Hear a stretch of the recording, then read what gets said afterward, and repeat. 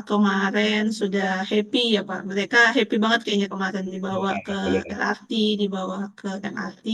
Semoga materi kemarin yang didapatkan sama kuliah lapangan itu tidak hanya sekedar berkunjung saja, tapi nanti dijadikan inspirasi dan juga sebagai bahan untuk kalian nambah wawasan ilmu pengetahuan. Nah, untuk hari ini kita bakal lanjut ke mata kuliah penggerak bola.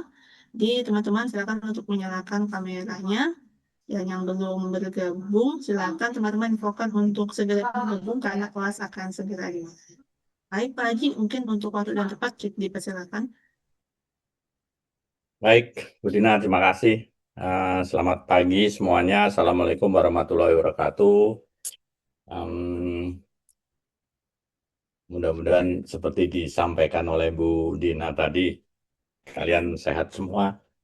Dan mudah-mudahan perjalanan 2 hari ke Jakarta kemarin menginspirasi kalian dari mungkin yang awalnya kurang kurang begitu memahami tentang apa kereta api dan apa seputaran dunia kereta api. Mudah-mudahan sepulang dari kerja praktek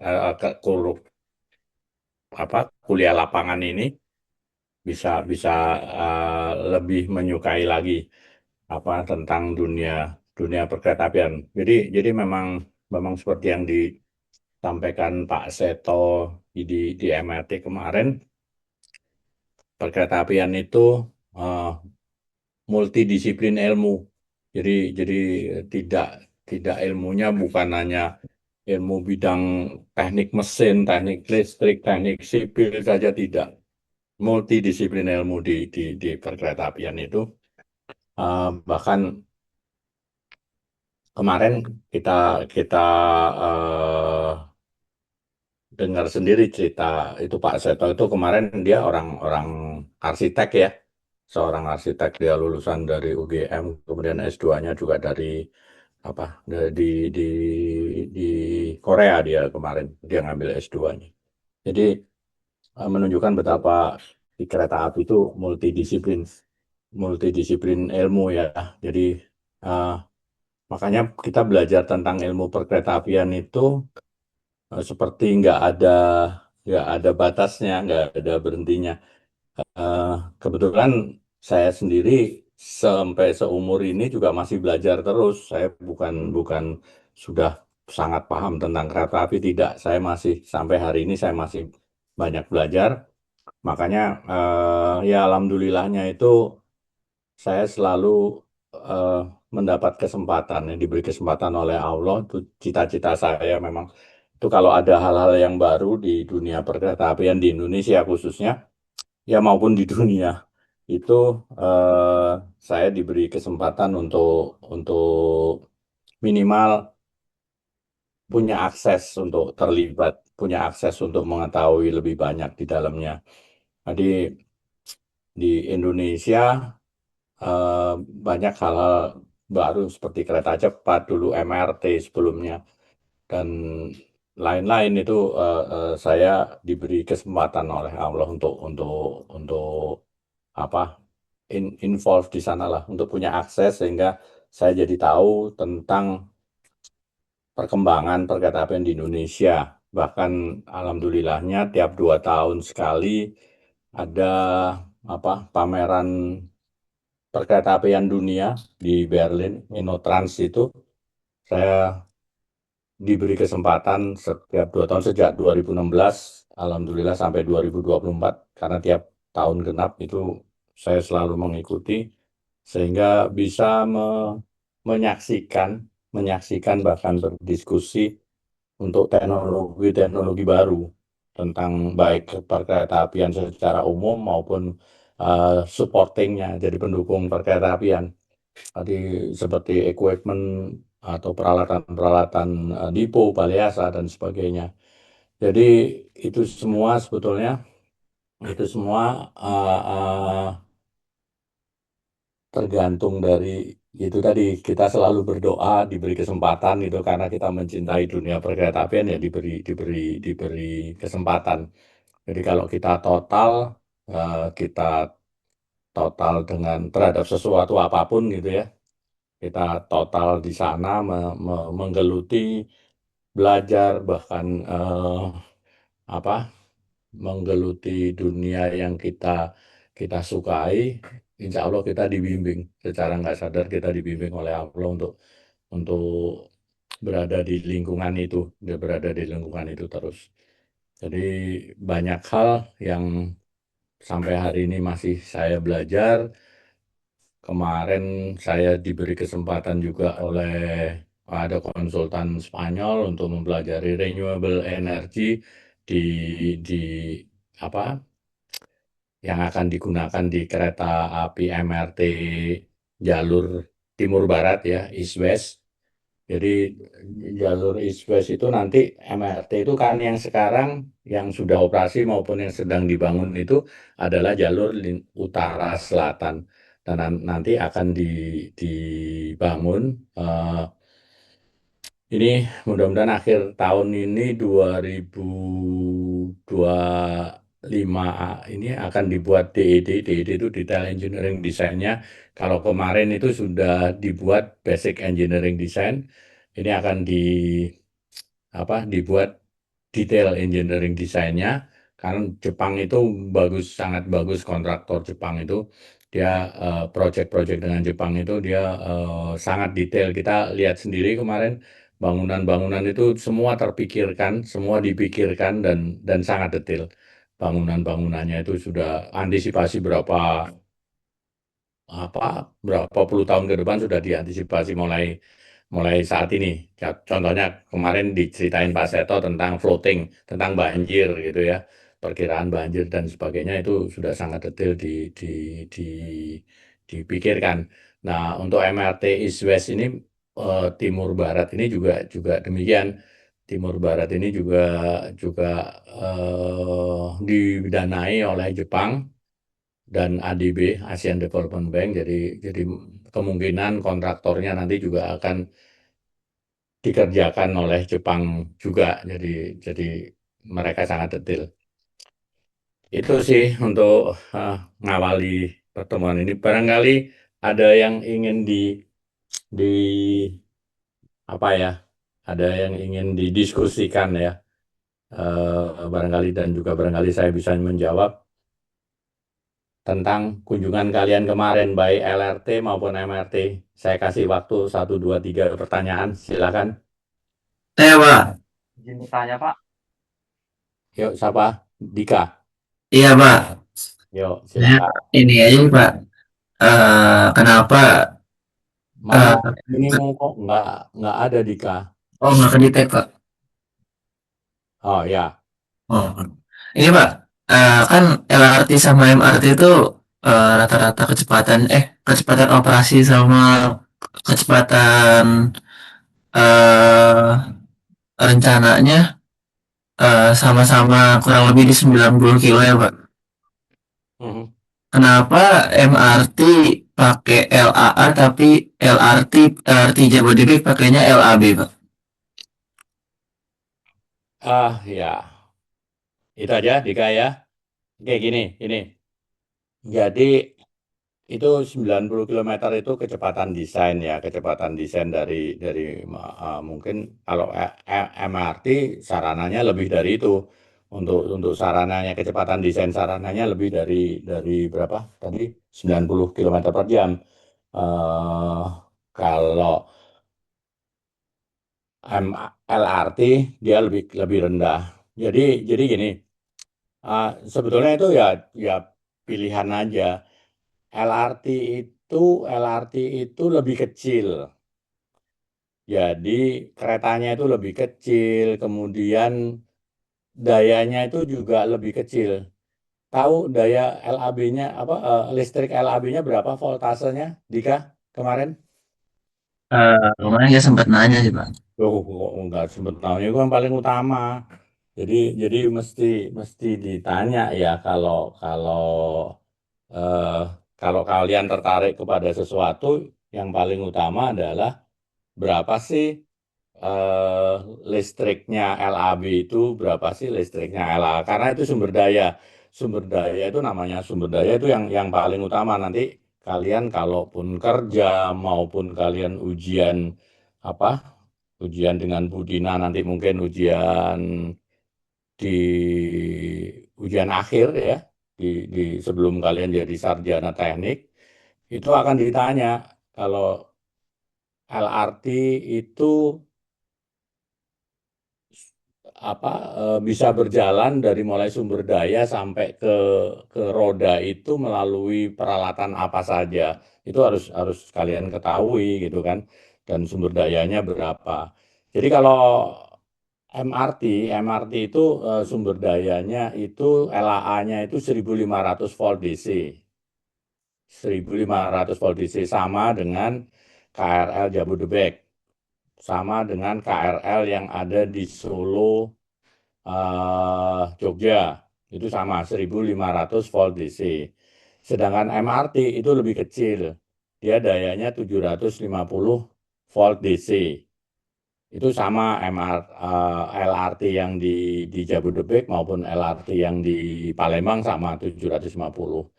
Jadi dan kecepatannya memang lebih rendah. Kecepatan LRT itu lebih rendah dibandingkan dengan MRT karena jumlah penumpangnya juga lebih lebih sedikit, keretanya lebih kecil dan lebih ringan.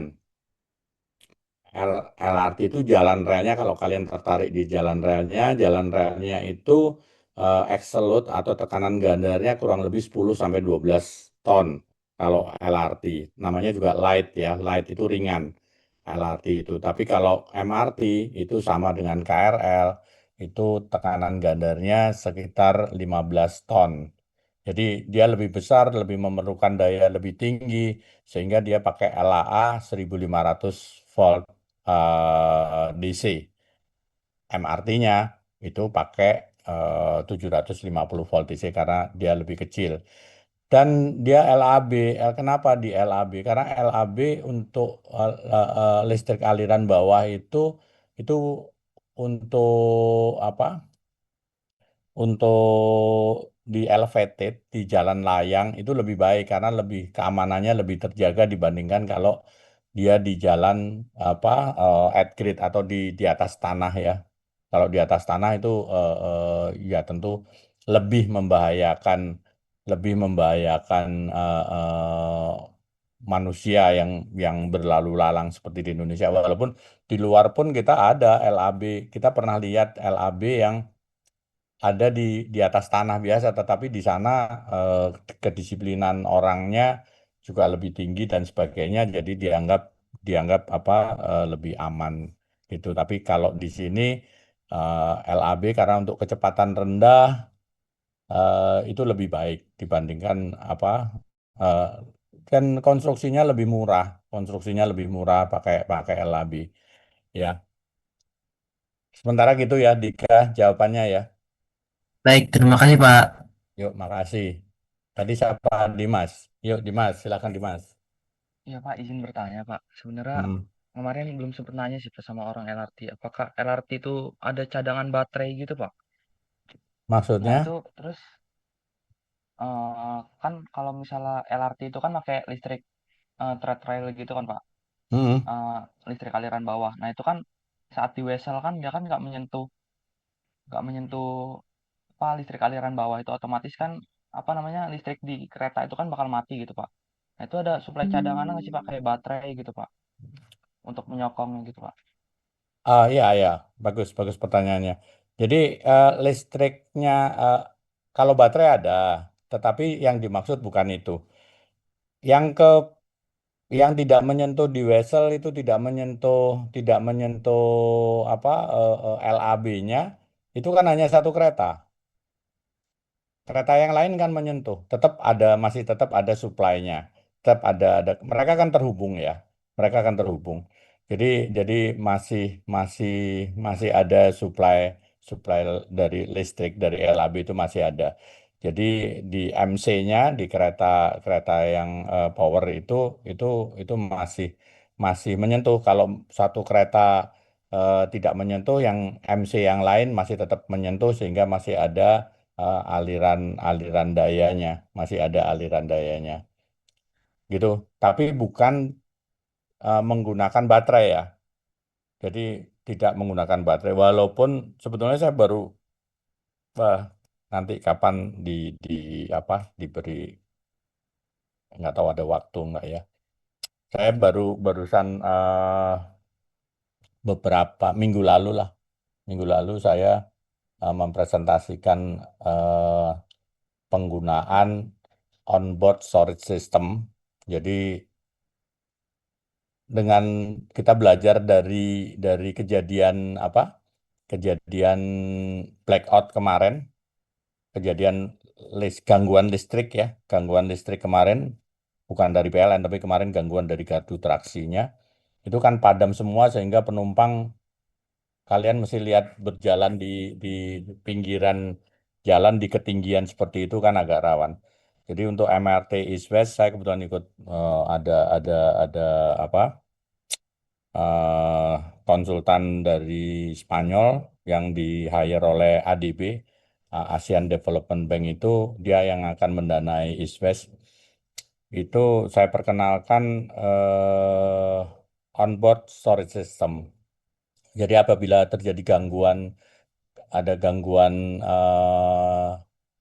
listrik, jaringan listrik padam seperti kemarin, ada blackout ya, pemadaman listrik padam, itu kereta itu KRL maupun LRT itu masih bisa berjalan sendiri dengan kecepatan terbatas, nggak lebih dari 20 km per jam, pelan sekali dengan jarak yang pendek, minimal sampai ke stasiun terdekat untuk evakuasi penumpang saja.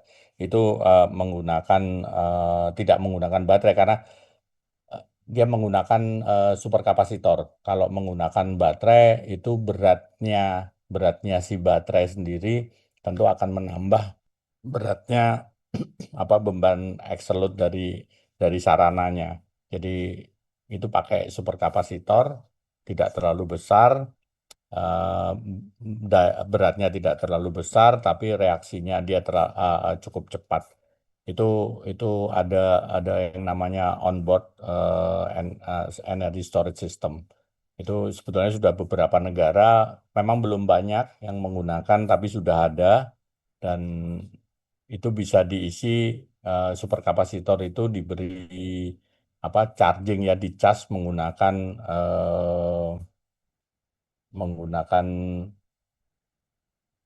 regeneratif brake, menggunakan regeneratif brake. Jadi baterai di sana bukan digunakan, baterai di LRT bukan digunakan untuk menggerakkan saat melalui vessel tadi. Dimas tidak digunakan untuk itu. Gitu ya. Oke Pak, terima kasih banyak Pak. Yuk, yuk. Masih ada satu lagi. Saya Pak, izin bertanya Pak. Siapa? Resren Akmaludin toh? Pak. Oh ya, Ahmal. Yuk, Izin Pak, silakan. mungkin agak nyimpang dari konteks yang terkait LRT dan MRT Pak. Tapi masih Hmm. ada berkesinambungannya sama terkait isu kereta Pak. Hmm. Kemarin kan sempat hangat isu yang dari Pak Prabowo itu kan udah manggil dari Dirut KAI, terus Pak Jonan juga dipanggil untuk ngebahas tentang proyek yang ada di Sumatera, Kalimantan, Sulawesi, pokoknya yang ada di seluruh Indonesia Pak. Dan Hmm. Pak Prabowo juga kan minta terkait penambahan kereta KRL kalau nggak salah Pak yang ada di Pulau Jawa itu ditambah menjadi 40 atau 60 gerbong gitu Pak. Nah, terus kemarin kan juga dihitung-hitung biayanya untuk yang di Pulau Jawa itu untuk penambahan kereta itu tadi mencapai 4,8 triliun, tapi malah sama Pak Prabowo dikasih 5 triliun Pak untuk merealisasikannya. Terus kira-kira tuh Pak, kalau untuk yang di wilayah selain Jawa itu Pak, menurut Bapak, pendapat Bapak itu nanti bakalan terrealisasikan secara menyeluruh atau kira-kira ada beberapa kendala atau kesulitan gitu nggak Pak untuk terrealisasikannya gitu Pak? Makasih Pak. Hmm. Bagus pertanyaannya. Jadi kita aminkan aja. Kalau kalau saya sih senang dengan berita itu kita aminkan saja gitu kan. Eh, tapi ya kita tahu kondisi negeri kita ini sedang tidak dalam posisi yang kaya raya gitu kan. Jadi kita aminkan saja apa yang minimal kalau saya sih senang minimal ada pemikiran itu gitu. Cuman menujunya ke sana kan kan mesti perlu effort banyak ya, perlu perlu effort banyak. Tapi sekali lagi kita aminkan saja bahwa bahwa pemerintahan sekarang ada apa perhatian terhadap dunia perkeretaapian. Ini akan sangat apa untuk masa depan kalian yang lulusan dari prodi kereta api ini mudah-mudahan ke depan juga juga banyak peluang untuk berkontribusi di dalam dunia perkeretaapian itu. Jadi kita aminkan saja. Saya belum berani berkomentar banyak apa belum berani berkomentar banyak terhadap apa statement-statement yang sifatnya politis itu eh, padahal kadang-kadang kamu kalau melihat Ripnas Rencana Induk Pembangunan Nasional kapan-kapan di googling lah itu Kementerian Perhubungan itu sudah membuat rencana induk Ripnas sampai tahun sekian bangun apa, tahun sekian bangun apa, itu sudah dibuat beberapa tahun yang lalu. Tapi realisasinya sekarang seberapa jauh ya ya kita bisa bisa bisa nilai sendirilah. Tapi minimal ada perhatian untuk itu kalau saya sih saya syukuri, saya senangi dan saya aminkan saja gitu ya. Sementara apa kalau untuk yang di Jakarta kemarin, untuk di Jakarta ada penambahan-penambahan kemarin sebetulnya kalau saya sih bukan menurut saya bukan penambahan ya KRL itu tapi penggantian. Karena di Jakarta itu hampir sekarang itu yang baru cuman yang dari Cina itu ada 11 apa 11 transit aja sama ini nanti apa 16 transit dari Inka ya yang hari ini diuji coba transit 2 sedang endurance test. Nanti akan sampai sampai pertengahan 2026 itu ada 16 mudah-mudahan sudah bisa bisa selesai dan itu bisa menggantikan KRL-KRL bekas yang usianya sudah puluhan tahun. Jadi yang KRL-KRL Jepang itu usianya udah banyak yang produksi tahun 70, tahun 80-an kayak gitu. Jadi itu akan menggantikan KRL-KRL baru akan digantikan dengan KRL-KRL baru itu. Itu Dika. Jadi kita sama-sama Ahmaluddin kita sama-sama sama-sama aminkan, sama-sama berdoa mudah-mudahan itu terwujud. Saya sangat mimpi sekali kalau bisa terwujud apa Trans Sumatera misalnya kayak gitu kan. Itu saya dulu loh kok malah yang dibangun tolnya gitu kok bukan kereta apinya dulu itu kan malah tolnya. Tapi ya nggak ada salahnya juga tolnya mungkin nanti lahan-lahan kiri kanan tol itu bisa digunakan untuk apa lahan kereta api. Nanti Trans Kalimantan ini juga juga mudah-mudahan dalam waktu dekat apa bisa terwujud. Terus kemudian Sulawesi sekarang sudah ada tapi belum masuk ke Makassar karena masalahnya klasik di pembebasan lahan dan sebagainya. Jadi jadi ya ya memang perlu perlu dukungan politis secara kuat sih dari pemerintahan dan kemarin sudah mulai ada tanda-tanda ke sana untuk memperbaiki perkeretaapian. Tapi kalau Amaluddin nanya kira-kira terrealisir nggak Pak? Ya kita aminkan saja gitu kalau saya. Ya, oke, saya Baik, rasa Bapak. gitu ya. Nah, makasih. Baik, kita masuk ke materi ya. Kita masuk ke materi. Sebentar, kita hari ini kita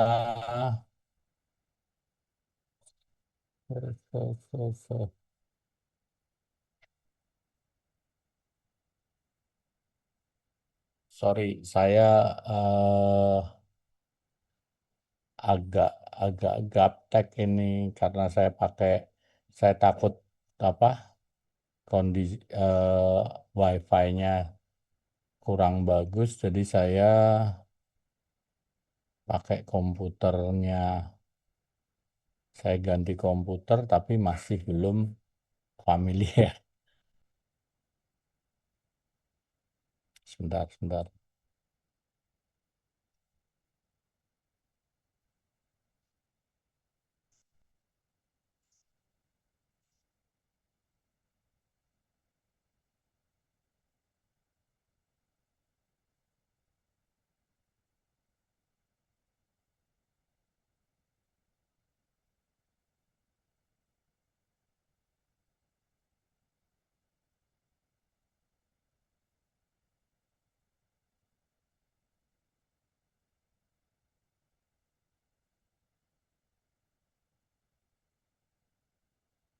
Oke, apakah sudah terlihat share screen-nya? Sudah, Bapak. Udah ya. Baik.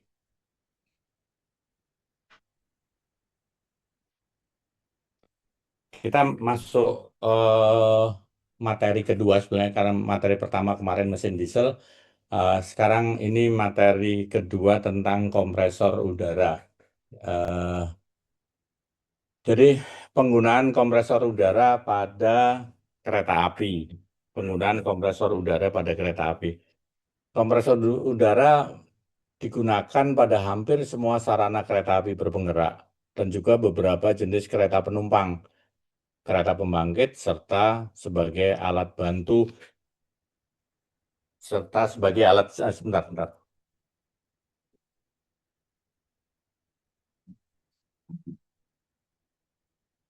Itu di dispenser. Ya, maaf. Jadi sebagai alat bantu di depo dan workshop. Depo workshop itu selalu harus ada kompresor karena penggunaannya yang penggunaan atau kebutuhan terhadap udara bertekanan itu sangat tinggi. Misalnya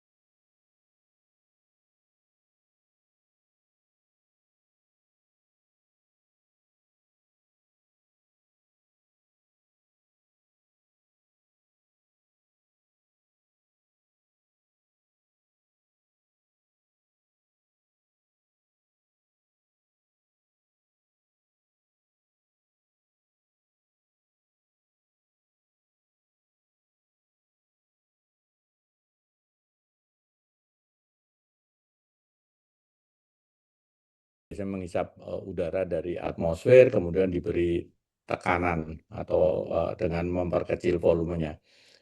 Namun ada juga yang menghisap udara atau gas bertekanan yang lebih tinggi dari atmosfer yang disebut kompresor booster. Jadi seperti yang terjadi di turbocharger, dia menghisap udara dari gas buang dari suatu mesin. Jadi tidak selalu kompresor itu menghisap udara dari atmosfer, tapi kadang-kadang dia juga menghisap dari media lain seperti tadi yang turbocharger tadi. Atau dia memperbesar tekanan. Jadi sudah ada, karena panjangnya jarak antar jaringan pipa, jadi misalnya di suatu pabrik atau di suatu workshop, pipanya itu panjang sekali, maka sedangkan di ujung itu diperlukan tekanan tertentu. Itu biasanya karena kalau udara melalui jaringan pemipaan yang panjang, itu akan terjadi drop pressure, akan terjadi penurunan tekanan di dalam pipa itu akan terjadi penurunan tekanan. Nah, karena di ujung mungkin ada peralatan yang misalnya 5 atmosfer ya, 5 atmosfer. Eh, karena di ujung itu harus juga 5 atmosfer. saking panjangnya. Jadi misalnya rangkaian yang saya pernah lihat itu di Australia itu eh, kereta barang seperti seperti Babaranjang kita itu dia tekanannya sorry, rangkaiannya itu lebih dari 100 gerbong rangkaiannya karena dia panjang sekali dan tekanan angin pengereman di ujung itu kan dibutuhkan 5 ATM. Sedangkan karena saking panjangnya dia mengalami drop pressure, maka kadang-kadang di tengah-tengah rangkaian itu dipasang lagi kompresor booster, namanya kompresor booster, untuk mengembalikan atau untuk menjaga tekanan udara yang diterima di pengereman gerbong paling ujung itu tetap 5 bar misalnya atau 5 atmosfer. Jadi itu kompresor booster namanya. Ada juga kompresor yang menghisap udara bertekanan lebih rendah dari tekanan atmosfer. Disebut pompa vakum. Jadi itu pompa vakum itu adalah menghisap udara yang bertekanan lebih rendah dari atmosfer. Itu pompa vakum. Jadi pengereman kereta api pada sebelum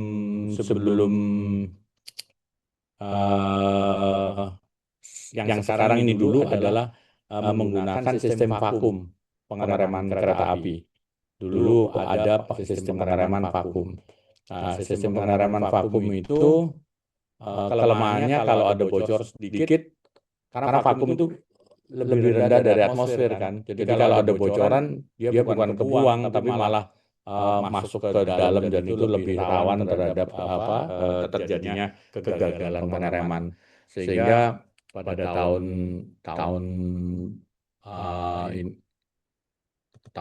berapa ya, 45 ya, kurang lebih beberapa puluh tahun yang lalu ini sudah jarang ditemui pompa vakum. Jadi lebih banyak menggunakan pompa pertekanan seperti yang dipakai saat ini. Prinsip kerja kompresor. Jadi prinsip kerja kompresor itu pemampatan fluida. Jadi udara itu termasuk fluida ya. Jadi di dalam hal ini fluida yang dimaksud itu adalah udara atau gas. Dapat dijelaskan pada gambar sebagai berikut. Ini pompa ban sepeda. Pompa ban sepeda, di sini ada torak atau piston juga. Di sini ada klep, biasanya terbuat dari, ada yang dari kulit, ada yang dari karet gitu kan. Ini adalah silindernya. Terus ini ada selang dialirkan kepada pentil ya. Ini ban, di sini ada pentil. Pentil ini adalah sebetulnya katup searah. Dia hanya bisa masuk udara itu masuk, tapi dia tidak bisa keluar. Jadi pentil di sini ini adalah katup searah. Katup searah.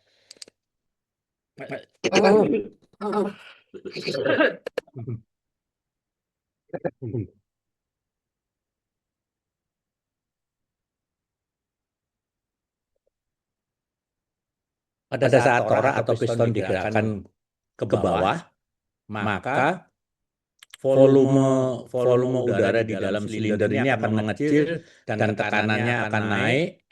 Tekanannya akan lebih tinggi dari atmosfer, dan sebelumnya kan lebar seperti ini. Kemudian ditekan ke bawah, dia akan menyempit dan membuat tekanan udara, karena volumenya jadi kecil, tekanan udaranya akan menjadi tinggi dan itu akan mengalir melalui saluran ini masuk ke dalam ban.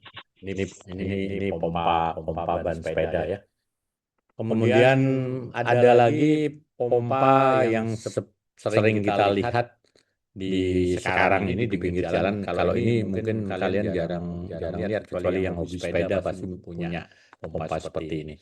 Tapi kalau yang sekarang ini untuk tekanan udara yang lebih besar, untuk motor, untuk mobil, ban mobil yang tekanannya lebih besar, itu sering menggunakan unit kompresor seperti ini.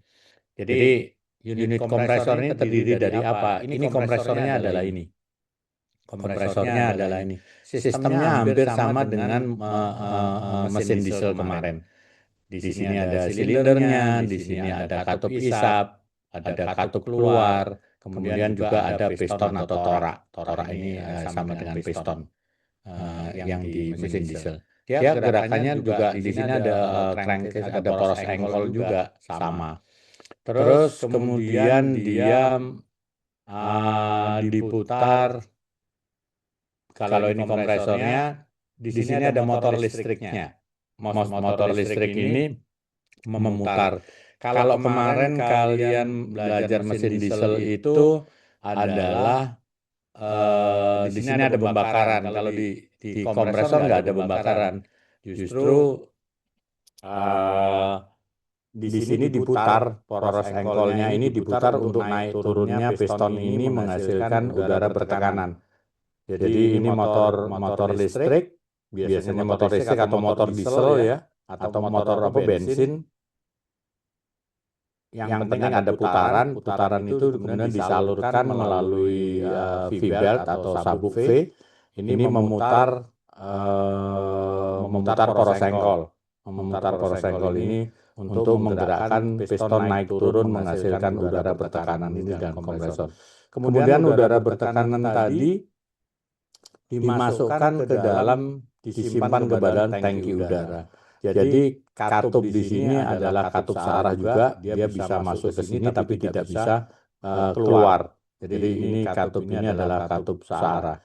Dan udara dari tangki ini kalau diisi terus, tekanannya diberi ini, tekanannya akan semakin tinggi dan tentunya setiap tangki ada batasnya ya, ada batas. Itu makanya ada meter gauge ya, ada meteran tekanan itu tekanannya sudah berapa gitu. Terus udara dikeluarkan di sini melalui udara keluar ini. Ini dikeluarkan, disalurkan kepada selang atau kalau ini dalam kalau yang kita lihat di pinggir jalan itu pompa-pompa ban mobil, ban motor itu ini biasanya disalurkan melalui selang dan digunakan untuk memberikan tekanan kepada ban motor maupun ban mobil ya, mobil.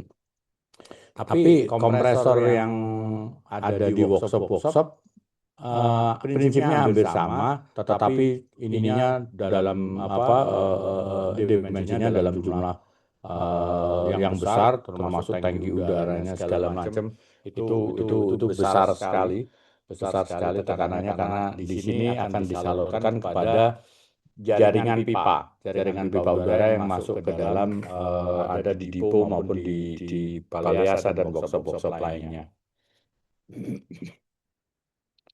Jadi cara kerjanya tadi sudah saya ceritakan, gambar 1, torak ke atas,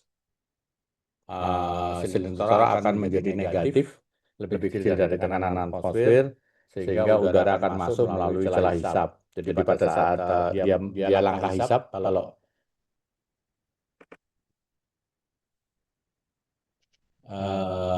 kalau tadi ini langkah tekan tadi saya ceritakan, kemudian pada saat langkah hisap dia akan ditarik ke atas dan klepnya ini akan kebuka, udara yang dari atmosfer dia akan masuk karena klep ini kalau di pompa tangan atau pompa kaki ini, klep ini dia pada saat ke bawah dia akan tertutup rapat, pada saat dia ke atas dia akan bisa memasukkan udara dari atmosfer, jadi masuk ke dalam sini. Jadi apa ya? Dia bisa bergerak klepnya itu karena dia elastis kan biasanya dari karet atau dari terbuat dari kulit gitu. Dan di sini juga ada katup isap, ada katup keluar. Jadi pada saat dia ke bawah, maka katup isapnya akan terbuka. Ini kan, jadi tadi udah diceritain ini. Pada mesin kompresor, torak tidak digerakkan menggunakan tangan, melainkan dengan motor yang tadi yang pompa yang gambar sebelah kanan tadi. Dalam hal ini katup isap, katup keluar terpasang. Kompresor macam ini di mana torak bergerak bolak-balik disebut kompresor bolak-balik atau reciprocating kompresor. Jenis dan prinsip kerja dari kompresor. Ini tadi sudah saya ceritakan gimana dia pada saat toraknya turun ke bawah, dia akan katup isap akan terbuka, katup keluarnya tertutup. Pada saat kompresi, katup isap maupun katup buangnya dia akan tertutup, dan pada saat menjelang titik atas dia akan katup buangnya akan terbuka sehingga udara bertekanan akan disalurkan keluar. Ini tadi langkah kompresi bila torak bergerak dari titik mati bawah, TMB itu titik mati bawah, sama dengan mesin diesel kemarin, ke titik mati atas. Di bagian atas katup isap akan tertutup dan udara di dalam silinder akan dimampatkan atau dikompres. Pada langkah keluar, torak bergerak ke atas, tekanan di dalam silinder akan naik. Saat katup keluar terbuka oleh tekanan udara gas, maka udara tersebut akan keluar. Itu untuk kompresor torak atau piston kompresor. Itu yang jenis pertama ya. Jenis pertama tadi adalah kompresor torak atau piston kompresor.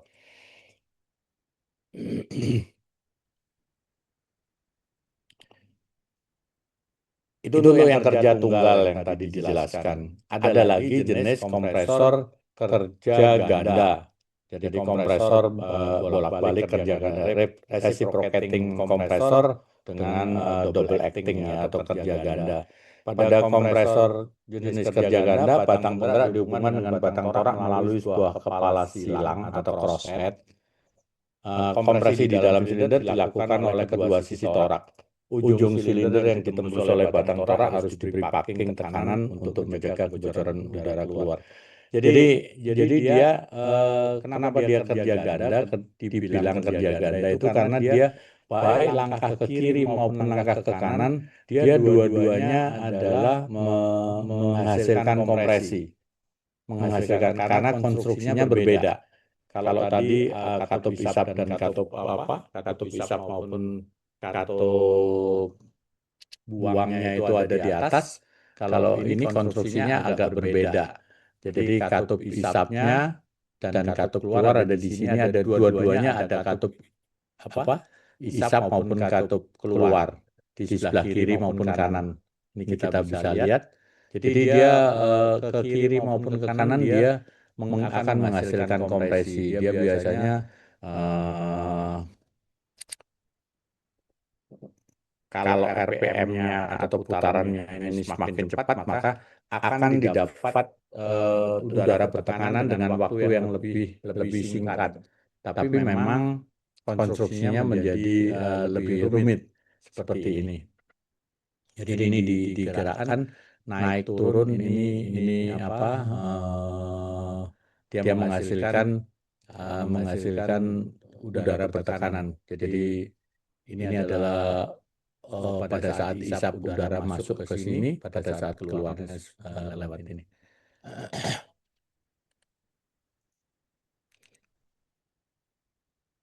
Ada macam-macam, ada kompresor kerja tunggal satu tingkat atau single stage, ada kompresor kerja ganda dual stage. Jadi kompresor itu variannya banyak sekali. Jadi ini yang tadi itu satu tingkat, ada juga yang dua tingkat. Ini jadi banyak macamnya itu banyak kompresor. Tapi pada prinsipnya hampir semua sama. Semua sama prinsipnya adalah memberi kompresi pada udara. Ada lagi skru kompresor atau kompresor skrup. Pada kompresor bola-balik menimbulkan getaran yang tinggi karena gaya inersianya. Jadi ada kerugian tadi kompresor ganda tadi yang bolak-balik itu getarannya cukup tinggi karena dia baik dia langkah ke kiri maupun ke kanan dia sama-sama menghasilkan tekanan udara bertekanan dan itu mengakibatkan tekanannya jadi getarannya jadi tinggi sekali. Ada peralatan-peralatan tertentu yang tidak menginginkan ada getaran yang tinggi. Jadi dibuatlah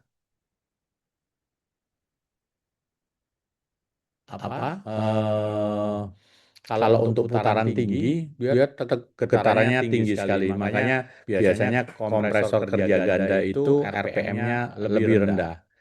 Sedangkan karena kalau tinggi dia getarannya akan tinggi. Kalau yang diinginkan tekanannya tetap tinggi tapi RPM-nya tinggi itu dibuatlah kompresor rotari atau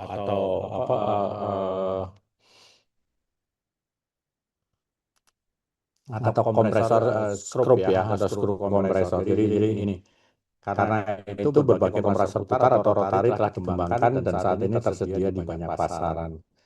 Kompresor skru sebagai kompresor putar atau rotari dan pada tekanan operasi sekitar 7 sampai 8 kg force per cm persegi banyak digunakan kompresor jenis ini.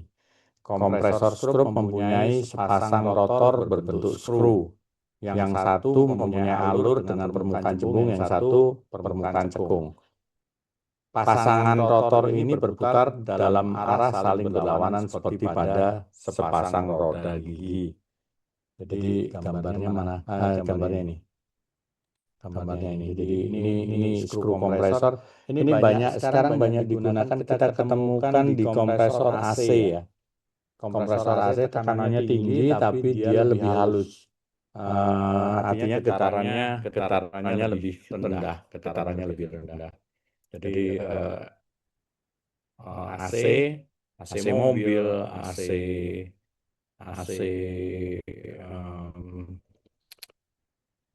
kereta api itu yang baru-baru ini sudah menggunakan skru kompresor. Dulu Toshiba yang AC yang lama itu masih menggunakan menggunakan piston.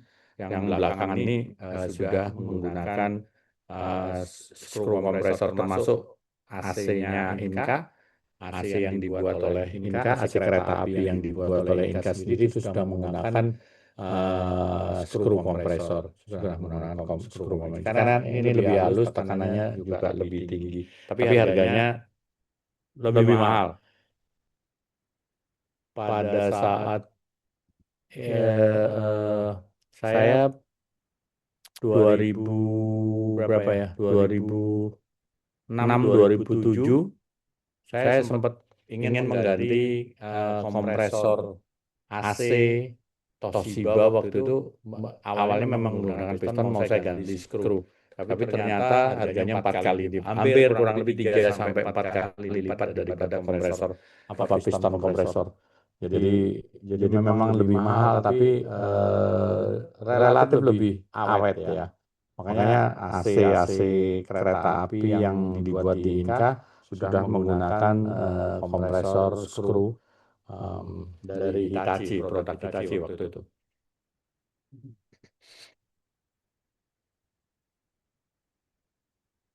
Udara dihisap sepenuhnya melalui lubang hisap ya untuk skru kompresor ini masuk ke dalam ruang alur. Isapan akan selesai setelah ruang alur tertutup seluruhnya oleh dinding rumah atau casingnya. Ini di posisi A. Ini posisi A.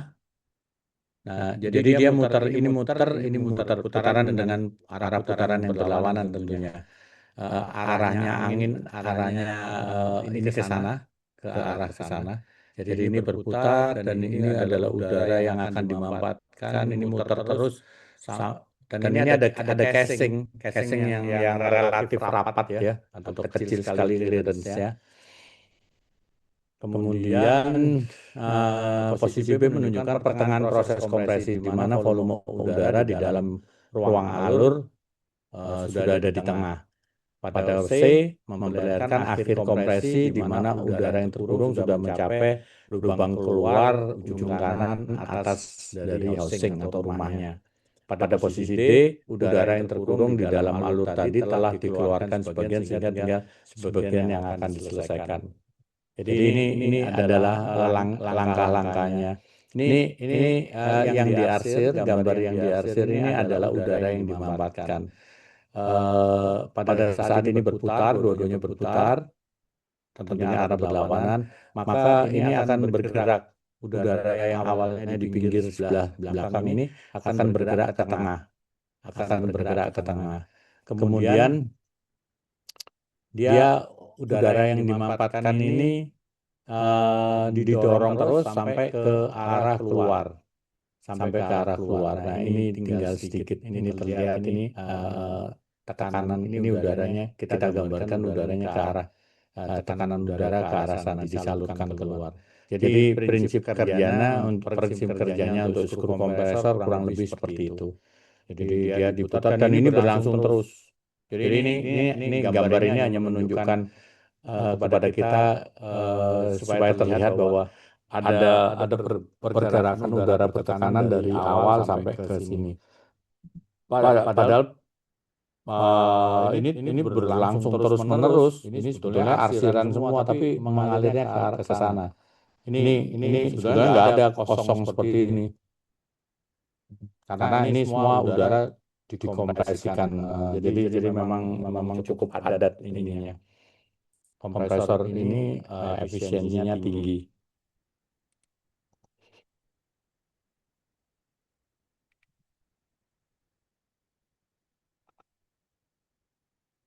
Dari uraian di atas terlihat bahwa proses pengisapan, kompresi, dan pengeluaran dilakukan secara berurutan oleh skru, sehingga fluktuasi aliran maupun momen puter poros menjadi sangat kecil. Jadi momen puter yang terjadi pada poros itu kecil sekali. Ini sangat menguntungkan. Jadi memang skru kompresor ini jadi lebih awet ya. Lebih awet secara operasional, dia lebih umurnya lebih panjang. Rotor yang seimbang dan berputar tanpa bagian yang bergerak bolak-balik sangat mengurangi terjadi getaran. Jadi di skru kompresor ini getarannya kecil, sehingga kompresor jenis ini sangat sesuai untuk beroperasi pada putaran tinggi. Dengan putaran tinggi, kompresor menjadi ringkas, ukurannya lebih kecil dan dengan daya yang sama dibanding dengan kompresor torak. Jadi ukurannya lebih ringkas untuk skru kompresor untuk tekanan yang sama ya. Untuk tekanan yang sama bila dibandingkan dengan kompresor piston, skru kompresor ini lebih kecil, lebih ringkas, RPM-nya tinggi, tapi tekanan getarannya rendah. Jadi keuntungannya skru kompresor itu.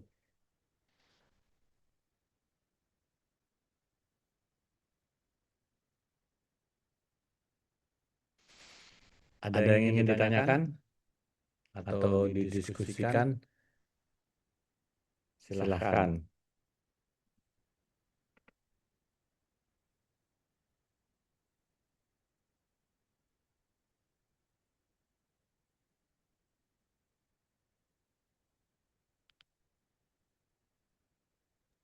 Izin bertanya, Pak. Yuk, silakan, Mas. Jadi apa udara di dalam kompresor itu tuh udara kotor gitu ya, Pak? Terus keluarnya ada penyaringan lagi nggak, Pak? Oh, malah udara bersih.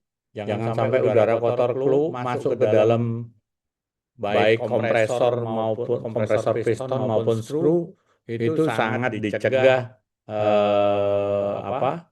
sangat dicegah udara yang kotor gitu. Jadi harus bersih. Makanya sebelum masuk itu difilter. Dan ini beberapa kali terjadi adalah Kemarin di apa di LRT diceritain nggak ke HM atau ke LM kemarin, Dimas? Ke heavy maintenance atau ke light maintenance kemarin kalian? Kebetulan hari pertama saya nggak ikut kan. Pokoknya yang di depan Pak, sedepan stabling. Like Yang maintenance, kanan. Pak. Gimana? Like maintenance. LM ya, di Iya, LM. Pak. Jadi di LM itu di LRT itu sekarang sedang banyak problem, sedang banyak masalah untuk kompresor pengereman. Sedang banyak masalah, nggak diceritain kemarin ya tentang kompresor pengereman. Saat ini sedang banyak masalah kompresor yang dipakai di LRT itu. Tapi dari saya lihat, kompresornya itu buatan Itali, Atlas Copco. Dari foto-foto yang dikirimkan ke saya, itu yang pertama mungkin akibat pelumasan yang gagal. Yang kedua mungkin pelumasan itu kenapa gagal itu tercampur dengan udara kotor tadi yang dimaksud Dimas tadi. Udara kotor tadi. Jadi sangat dicegah udara masuk ke dalam ruangan silinder untuk piston maupun ke skru itu nggak boleh udara kotor. Kalau udara itu sampai kotor, itu biasanya penggantian filternya terlambat gitu. Kenapa penggantian filter terlambat? Biasanya gini, lupa saya sudah apa? Memenuhi atau mematuhi, saya sudah mematuhi maintenance instruction yang diberikan oleh pabrikannya itu. Nah, ini kadang-kadang teman-teman lupa bahwa pabrikan itu adalah pabrikan dari Eropa. Kalau nggak salah Atlas Copco itu dari Itali ya, dari Itali. Jadi itu tidak kondisi udara di sana itu berbeda dengan di Indonesia. Di sini udara di sini ini humidity-nya tinggi, kelembapannya tinggi, terus dusty, berdebu. Udara di sini ini berdebu, sehingga kalau filter udaranya itu digantinya misalnya di P3 atau P3 baru dibersihkan, ya udah terlambat gitu. Karena di sini debunya luar biasa di Indonesia dibandingkan dengan di Italia sana. Jadi di awal-awal biasanya kalau saya sih memakai kita mesti lihat kondisi. Jadi lebih sering diperiksa lah filter udara di kompresor itu. Jadi nggak usah nunggu P3 dulu. Memang instruksinya P3, tapi kita lihat kondisi pemeriksaan itu harus dilakukan lebih sering untuk kompresor udara. Karena bila filternya itu tersumbat, maka udara yang masuk keluar atau sebaliknya udara yang masuk itu jadi kotor juga. Maka itu sering terjadi gangguan. Sama seperti awal-awal MRT dulu juga seperti itu. Karena di MRT itu pada saat pada saat di terowongan itu debunya luar biasa gitu. Ya orang Jepangnya sendiri juga heran kenapa di Indonesia debu di terowongan sampai operasi 6 bulan itu debu masih banyak, masih cukup banyak gitu. Dan itu yang akhirnya mengganggu udara keluar masuknya kompresor itu. Jadi gitu. Tadi Dimas ya. Jadi udara masuk itu udara bersih, harus bersih gitu loh. Sehingga kalau dia nggak bersih maka dampaknya itu tadi akan membawa dampak yang serius itu terhadap baik terhadap pelumasannya nanti maupun keausan dari piston di dalamnya itu. Gitu ya Dimas ya. Baik Pak, terima kasih Pak. Yuk. Ada yang lain?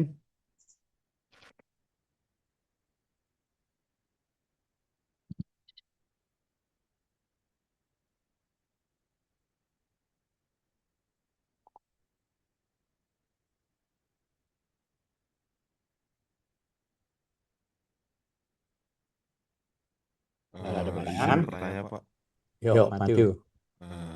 Sebelumnya izin Pak, saya off karena jaringan saya lagi kurang stabil Pak. Oke, silakan. Untuk sistem pelumasan kan kalau untuk kompresor dengan torak dia mungkin tidak jauh berbeda dengan mesin pembakaran dalam ya Pak. Tapi untuk kompresor yang screw atau root blower itu dia pelumasannya seperti apa ya Pak?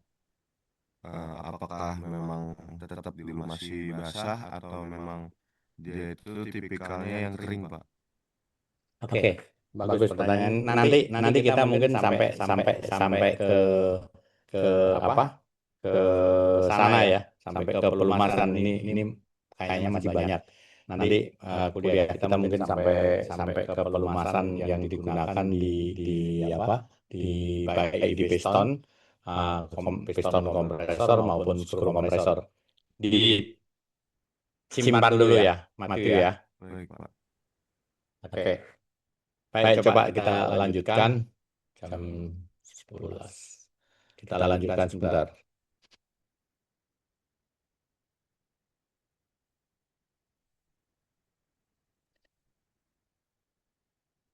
Bisa ya?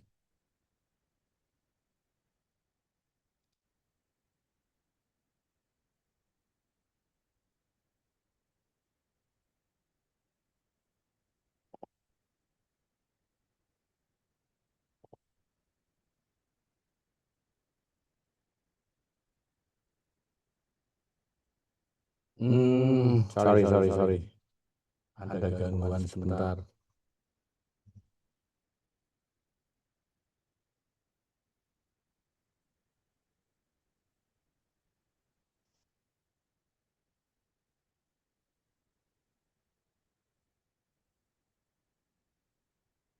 Masih terlihat kah ini share screen-nya?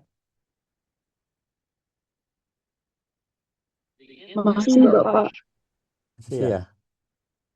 Bisa digerakkan ini.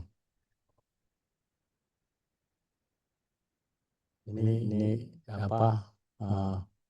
Masih gaptek ini.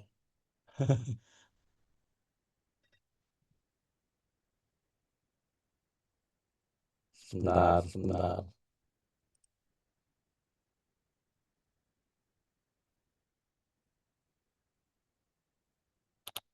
Share screen.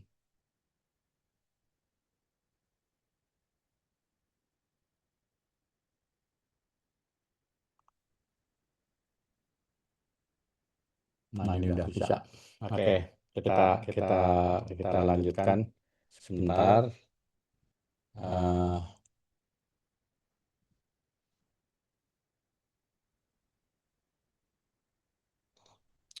Jadi gambar 6A.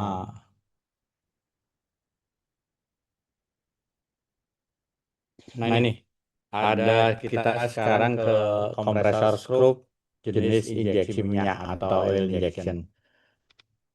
Pada kompresor ini minyak dalam jumlah cukup besar diinjeksikan ke dalam pasangan alur rotor yang sedang saling berkait pada proses kompresi.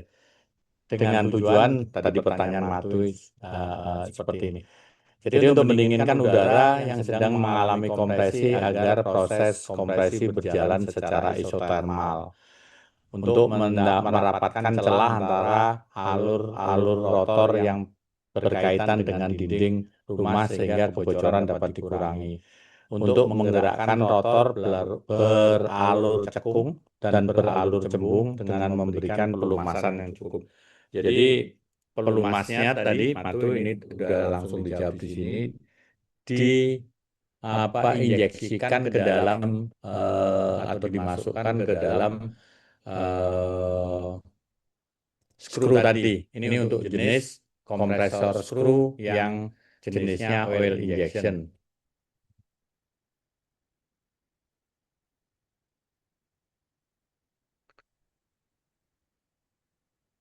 Ini oil injection. Di sini jadi karena temperatur karena dimasukkan menjadi satu dengan udara, maka harus ada oil separator yang pertama. Di sini adalah pemisah udara bertekanan dengan minyak pelumas tadi. Ini dipisahkan di sini. Yang kedua, minyak pelumas tadi karena proses kompresi itu minyak pelumas akan menjadi panas. Maka minyak pelumas itu perlu didinginkan di dalam suatu alat yang dinamakan oil cooler atau pendinginan oli yang ini hampir sama prinsip kerjanya perpindahan panas hampir sama dengan radiator. Ini diagramnya sistem kompresor skru dengan jenis injeksi minyak. Jadi ini tangki udaranya. Di sini udara masuk, saringan isap, ada udara masuk. Di sini motor yang menggerakkan skru, terus pompa roda gigi, pompa bilas. Di sini ada saringan minyak jenis pindah. Apa ini ya? Jenis pindah. Jadi dia untuk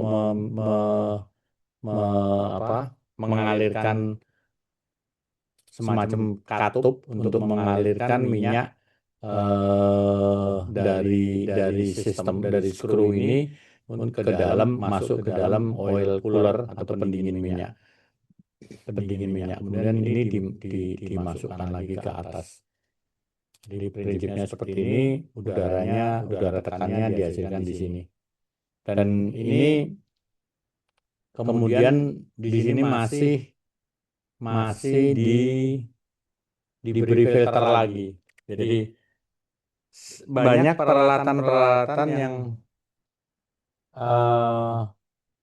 mensyaratkan udara tekan yang dihasilkan itu harus yang pertama kering, yang pertama bersih ya pasti. Bersih dari minyak. Kalau seperti ini kan rawan sekali tercampur dengan minyak udara tekannya ini.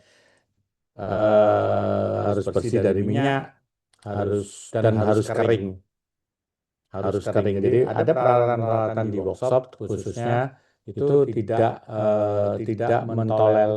mentoleransi adanya kelembapan. Jadi harus kering. Kelembapannya harus serendah mungkin. Maka kalau tadi Dimas tadi nanya filter udara yang masuk di sini ini ada saringan isap. Di sini ada filter isap sehingga udara yang masuk itu adalah udara yang bersih. Pada saat keluar ini disaring lagi. Ada filter lagi supaya tidak misalnya uap minyak dan segalanya itu akan dipisah di sini. Ini ada katup cegah pengatur tekanan. Kemudian di sini memang ada pemisah minyak, tapi biasanya uap minyak itu masih tercampur pada udara tekan. Maka akan dibuat lagi namanya oil separator. Ada pemisah minyak di dalamnya ini, pemisah minyak sehingga udara yang keluar, udara bertekanan yang keluar itu betul-betul sudah dijamin bebas dari campuran uap minyak maupun kotoran-kotoran lain. Ini untuk sistem kompresor skru jenis minyak.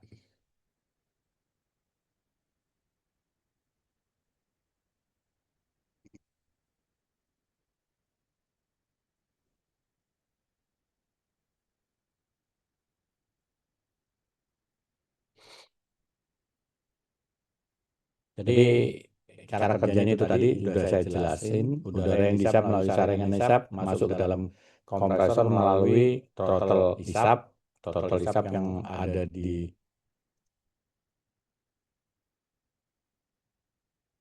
mana tadi? Melalui throttle hisap di sini ya. Udara masuk melalui sini. Di sini ada saringan tadi.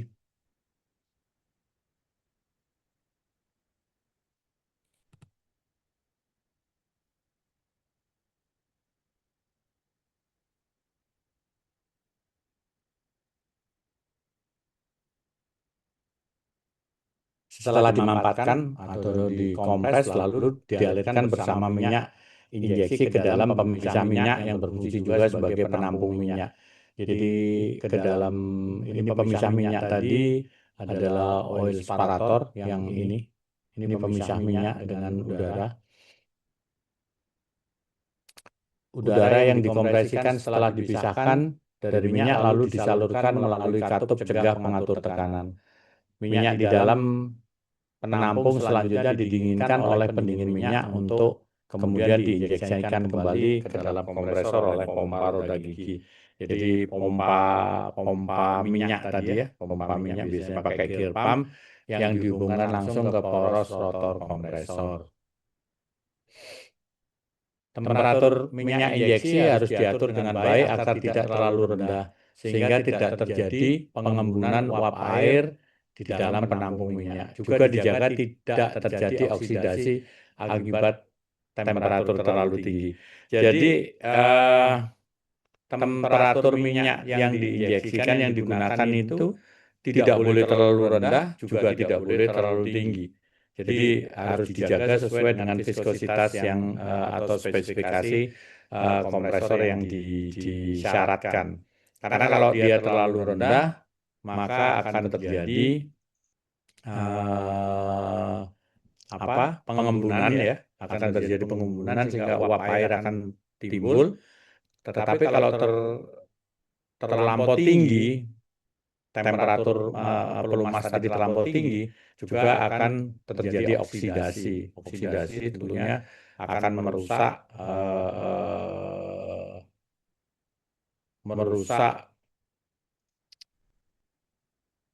kerja dari pelumas itu sendiri. Jadi akan menurunkan kualitas dari minyak pelumas itu sendiri. Bila kompresor dioperasikan dengan tekanan rendah, kecepatan udara melalui pemisah minyak menjadi tinggi. Sehingga kemampuannya untuk memisahkan minyak jadi berkurang. Jadi putarannya pun juga harus dijaga sesuai dengan spesifikasi yang sudah ditetapkan oleh mesin itu. Jadi kalau apabila RPM-nya atau putaran mesinnya terlalu rendah, maka kecepatan dalam memisahkan minyak di dalam oil separator tadi itu akan berkurang. Jadi bisa tekan udara udara yang bertekanan tadi bisa akan tercampur dengan minyak karena kemampuan RPM-nya terlalu rendah sehingga dia kebawa keluar. Untuk mengatasi hal tersebut, sistem dilengkapi dengan katup cegah pengatur tekanan untuk mencegah terjadinya aliran balik dan untuk menjaga tekanan keluar tetap di atas 4 sampai 5 kg force per cm persegi. Jadi ini konstruksi oil separator. Jadi makanya dia seperti ini. Dia RPM dia memerlukan RPM yang cukup tinggi sehingga udara ini benar-benar bisa terpisah. Di sini di dalam oil separator ini juga terdapat elemen terbuat dari sejenis wool gitu, sehingga udara bertekanan keluarnya ini benar-benar sudah terpisah dari pelumas dari minyak pelumasnya. Ini kompresor skru yang kecil. Ini dari konstruksi kompresor skru yang kecil, skru kompresor yang kecil.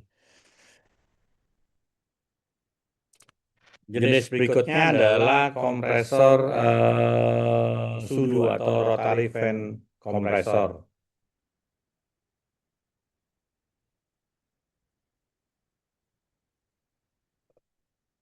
Yaitu salah satu jenis kompresor perpindahan positif atau positive displacement, karena kompresor ini mengurangi volume udara atau gas yang dihisap untuk menaikkan tekanan udara keluar. Jadi kan kita tadi di depan sudah dijelaskan bahwa tekanan udara itu dihasilkan dari pengecilan volume.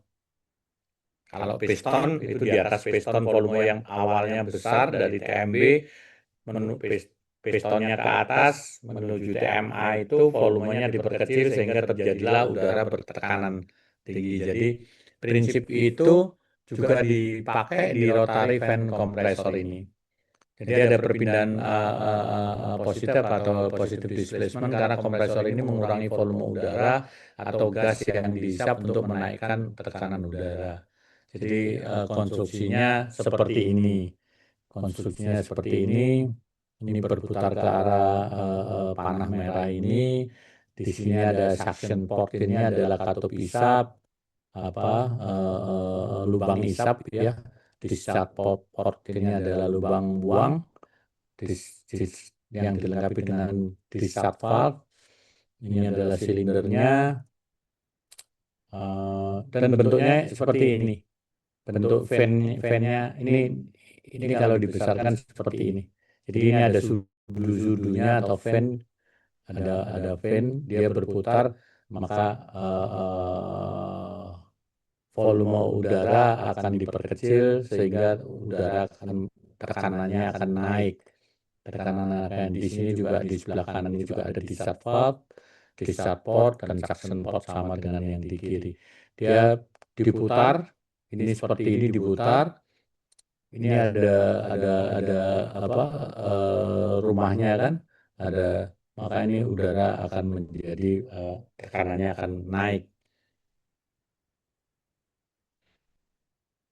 Di rotary fan kompresor ini, rotor adalah bagian yang berputar dari kompresor. Sumber putaran rotor berasal dari putaran mesin atau motor listrik yang diteruskan melalui mekanisme power transfer berupa bisa puli, bisa V-belt gitu kan. Pada rotor rotary fan kompresor terdapat baling-baling yang digunakan untuk mengkompresi udara atau gas. Ini baling-baling ini yang fan ini, sudu ini. Fan atau baling-baling adalah komponen kompresor yang berfungsi untuk mengkompresi udara atau gas, dalam hal ini freon ya kalau misalnya untuk AC, sehingga menghasilkan keluaran udara atau gas yang memiliki tekanan dan temperatur yang lebih tinggi dari udara atau gas yang masuk. Jadi dia memang bercampur di dalam udara ini, fluidanya bisa udara, bisa juga gas. Gas ini di sini kalau untuk AC dia bisa pakai bisa yang digunakan gas freon tadi. Puli adalah komponen rotary fan kompresor yang berfungsi untuk meneruskan power dari mesin atau motor listrik menuju kompresor sehingga rotor kompresor dapat ikut berputar. Ini ada puli. Housing atau rumah sebagai tempat melekatnya komponen yang disebutkan di atas bisa dikatakan merupakan komponen yang terlihat secara visual di bagian luar. Jadi housing atau rumah kompresor. Cara kerja rotary fan kompresor pada gambar 12 diperlihatkan sebuah kompresor dengan 4 fan atau 4 sudu-sudu jika rotor berputar. Volume ruangan yang dibatasi oleh 2 sudu mula-mula membesar sehingga udara akan terisap melalui lubang hisap. Kemudian mengecil lagi sehingga udara akan dikompresikan dan dikeluarkan melalui lubang keluaran atau outlet port tadi. Penentuan posisi lubang keluaran akan mempengaruhi besarnya tekanan yang akan dicapai. Jadi posisi lubang keluaran ini discharge port. Ini yang disebutkan bahwa ini akan mempengaruhi besarnya tekanan posisi ini. Ini contohnya ini ilustrasinya seperti ini. Ilustrasinya seperti ini. Jadi ini fan, ini tadi yang tadi.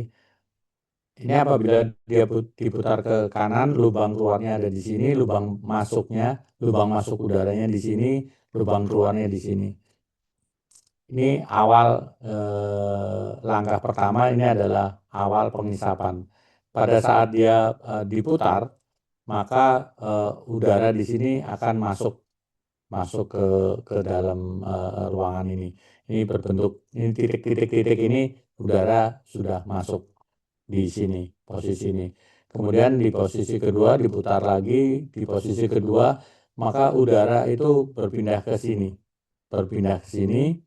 Ini masuk lagi ke bagian yang ini.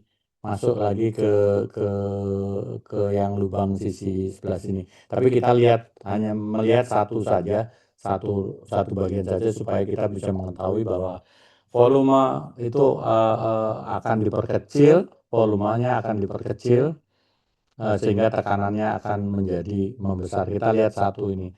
Pertama dia dimasukkan ini di sini, dimasukkan di sini, volumenya sebesar ini. Kemudian diputar lagi, dia di sini, posisinya ada di sini. Ini kan diputar, posisinya sudah miring. Diputar di sini, volumenya sebesar ini. Kemudian yang ketiga adalah diputar lagi, posisinya ada di sini.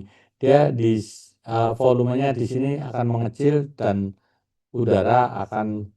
tekanan udara akan naik. Kemudian disalurkanlah keluar. Ini jadi mengecil lagi, posisi tekanan keluar. Di sini adalah outlet port atau discharge port atau lubang buang. Tekanannya udara bertekanan melalui sini. Jadi ini diputar dengan RPM tinggi, maka itu secara terus-menerus akan terjadi tekanan udara yang bisa dimanfaatkan itu keluar dari sini. Ini prinsip kerja dari rotary fan kompresor.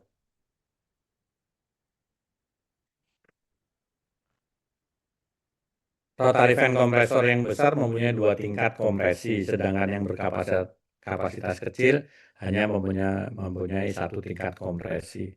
Kompresor 2 tingkat mempunyai diameter silinder dan rotor yang sama untuk masing-masing tingkat, namun panjangnya tidak sama. Kompresor tingkat kedua lebih pendek, tekanan yang dihasilkan kompresor jenis ini sebesar 7 kg force per cm persegi atau 0,69 megapascal untuk 1 tingkat dan 0,98 megapascal untuk 2 tingkat. Jadi boleh dikatakan kompresor tingkat keduanya itu sebagai booster, sebagai meningkatkan tekanan lebih tinggi lagi.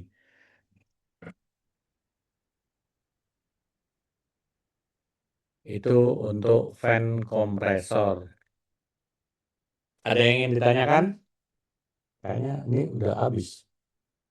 Ya Pak, sampai jam 11.15 gitu Pak. Ya, Masih ada 3 menit lagi. 2 menit lagi. 2 menit lagi. Oke. Silakan kalau ada yang ingin ditanyakan. Kalau nggak ada, mungkin kita akhiri pertemuan hari ini. Sampai ketemu minggu depan. Silakan Bu Dina, waktu dan tempat saya kembalikan ke Bu Dina. Baik, siap. Ya, mungkin teman-teman masih kecapean nih Pak. Baik, jadi untuk pertemuan hari ini kita sekarang masuk minggu ke-11 Pak, kalau nggak salah Pak. Minggu ke-11, jadi masih ada sebulan lagi Pak. Oh ya, 4 minggu lagi Pak. 4 minggu lagi. Ya, mudah-mudahan keburu karena selain kompresor masih ada baterai sama AC. Sedikit pengetahuan tentang baterai dan AC. Baik, Oke. siap Pak.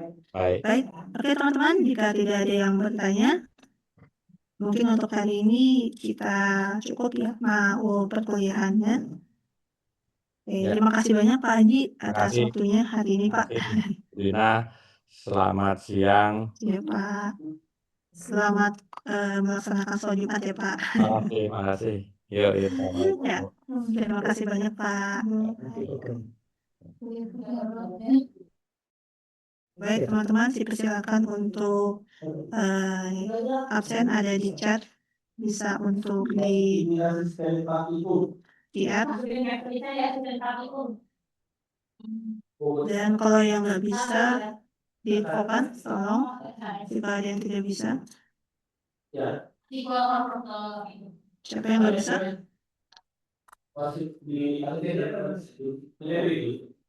Jika sudah, silakan bisa keluar teman-teman. Terima kasih. Saya tutup. Wassalamualaikum warahmatullahi wabarakatuh. Waalaikumsalam warahmatullahi wabarakatuh.